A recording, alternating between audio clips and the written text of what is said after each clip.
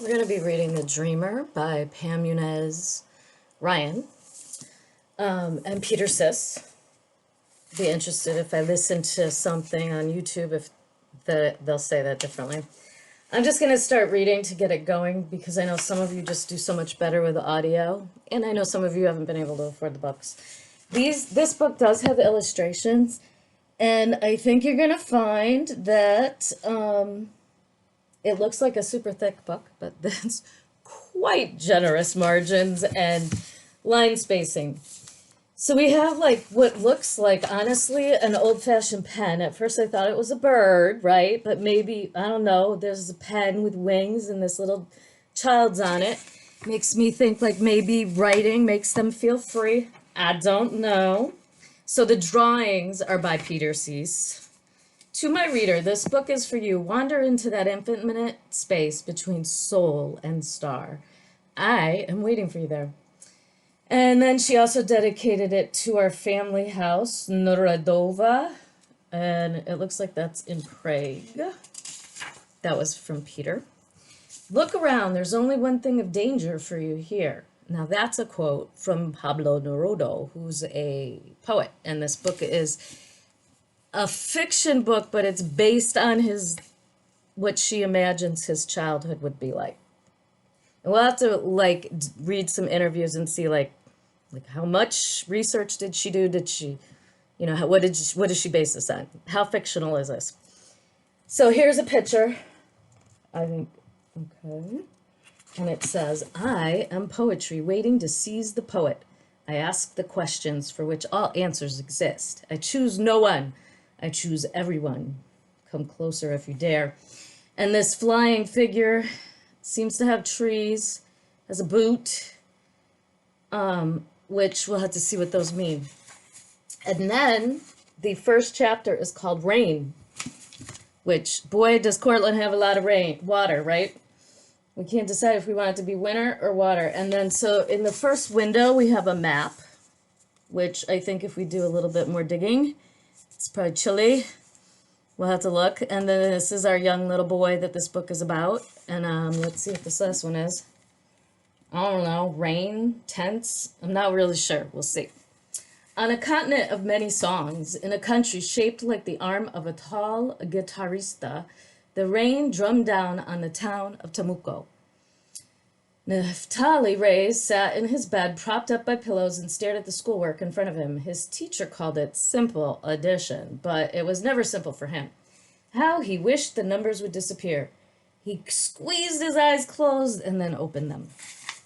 The 2s and 3s lifted from the page and waved for the others to join them. The 5s and 7s sprang upward, and finally, after much prodding, the 4s, 1s, and 6s came along. But the 9s and 0s would not budge, so the others left them. They held hands, and a long procession of tiny figures flew across the room and escaped through the window crack. Neftali closed the book and smiled. He certainly could not be expected to finish his homework with only the lazy 0s and 9s lolling on the page. He slowly stepped out of bed into the window, leaning his forehead against the pane and gazing into the backyard. He knew that he should rest in order to recuperate from his illness. He knew that when he wasn't resting, he should catch up on his studies, but there were so many distractions. Outside, the winter world was gray and sodden. The earth turned to mud, and a small stream flowed through a hole in the ramshackle fence. At the moment, no one lived next door. Still, Neftali always imagined a friend on the other side waiting for him, someone who might enjoy watching flotsam drift downriver, who collected twisted sticks, liked to read, and was not good at mathematics either. He heard footsteps. Was it father?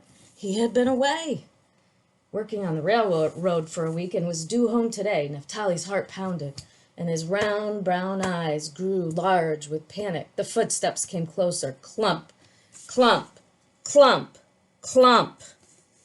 Neftali reached up and smoothed his thick black hair. Was it out of place? He held up his hands and looked at his thin fingers. Were they clean enough? The idea of having to confront father made his arms tingle and his skin feel as if it were shrinking. He took a deep breath and held it.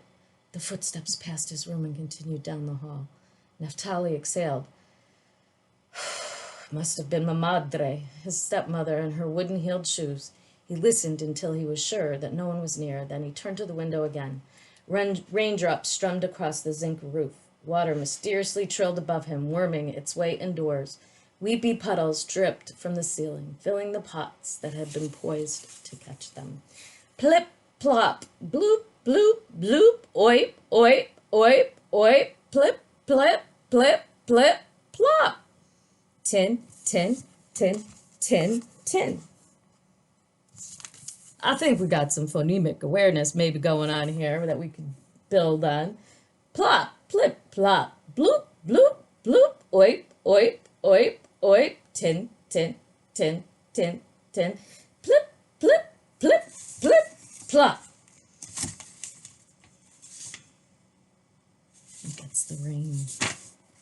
As Naphtali listened to the piano of wet notes, he looked up at the Andes Mountains, hovering like a white-robed choir. He looked at the river Cotton, pattering through the forest. He closed his eyes and wondered what lay beyond, past the places of Labranza and Borawa and Ranquilco, where the sea plucked in the rugged land. The window opened. A carpet of rain swept in and carried Naphtali to the distant ocean he had only seen in books.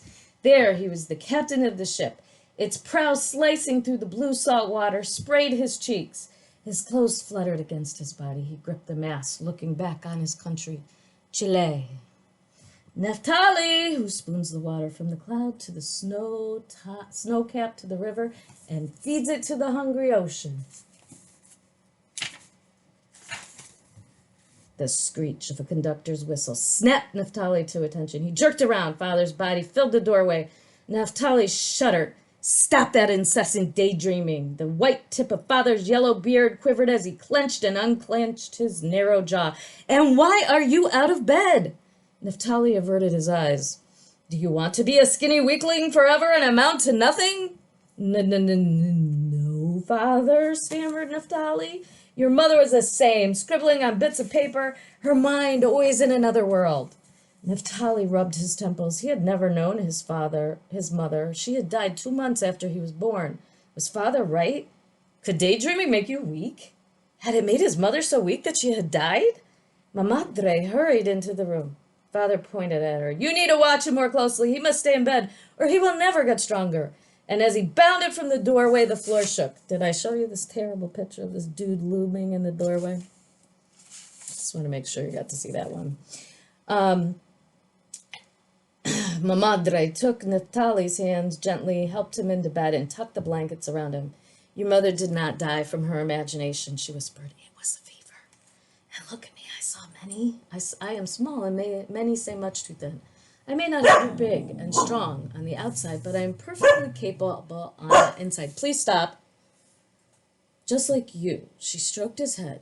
I know it is hard to spend so many days in bed. I feel fine, said Naphtali, reaching up to touch her black hair, which was pulled into a tight bun at the back of her neck. Esme, trying to read. Please stop. Okay? Sorry, I'm not starting over. Just one more day, said Mamadre. I will read to you to help you pass the time. Within the lull of Mamadre's soothing voice, Naphtali lost himself in the legends of swashbucklers and giants. There his painful shyness stayed in the back of his mind. There he could not be called Shinbone because of his thin and sickly body, or chosen last for a street game by the neighborhood boys. Between the pages he forgot that he stuttered when he spoke. He saw himself healthy and strong like his older brother Rodolfo, cheerful like his little sister Larita. Esme, stop. You're not adding to my story.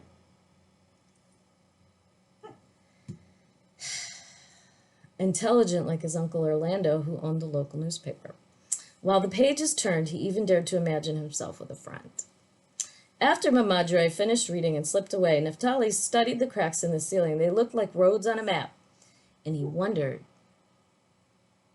which country they belonged. He sighed. It didn't matter one bit what Father had said about daydreaming. Naphtali couldn't stop. Every curious detail of his life taunted him. His mind wandered to the monster storm raging outside, which startled the roof, to the distant rumble of the dragon volcano, Mount Liama, which made the floors hiccup, to the makeshift walls of his timid house trembling and cowering from the roar of passing trains. to the haphazard design of the room with incomplete stairs, which might have led to a castle on another floor, but had long been deserted in the middle of construction. Naphtali, to which mystical land does an unfinished staircase lead? I swear my brain works like this too. It's so hard to be me. The next day, Mamadre was far more watchful, and Naphtali could not escape from his bed. Not at all. Instead, he begged Larita to be his ambassador at the window. To tell me all that you could see. Please, porfa. Larita nodded. She was only 4 and too short to see out. She pushed a chair to the window and climbed onto the seat. Then she leaned forward. Her round black eyes, heavy lashes, and sleek hair made her look like a little bird perched at the sill. I see rain, bumpy sky, wet leaves, one boot missing the other, muddy puddles. Un perro callejero. Tell me about the stray dog, said Naphtali. What color is it? It is so wet, I cannot say. Maybe brown, maybe black. Tell me about the boot that is missing the other. It has no shoestrings. It looks lonely. Tomorrow when I am allowed up, I will rescue it and add it to my collections.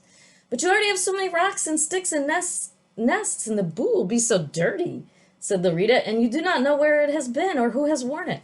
Well, that's true, said Naphtali, but I will clean it. Maybe it belonged to a stonemason, and by owning it I will receive his strength.